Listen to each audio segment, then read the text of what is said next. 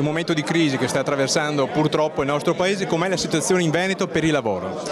In Veneto si è strutturata, la crisi significa cambiamento, è una crisi che da finanziaria è diventata reale con una forte ricaduta anche sul livello occupazionale. Molte aziende hanno sofferto, molti posti di lavoro sono stati persi, ma è anche vero che nell'ultimo periodo, certamente i primi 6 mesi del 2011, le cose si sono assestate.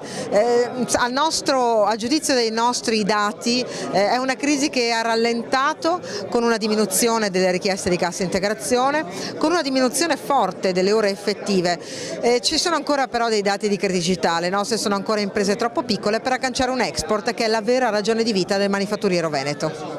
Ci sono molte aziende venete però che lasciano la nostra regione, vanno in paesi dove la manodopera è a minor prezzo. Sono molto di più quelle che con grande sacrificio, grande capacità invece ampliano, crescono proprio nella nostra regione e molto spesso assorbono anche quel pacchetto clienti, quella produttività che qualcuno lascia.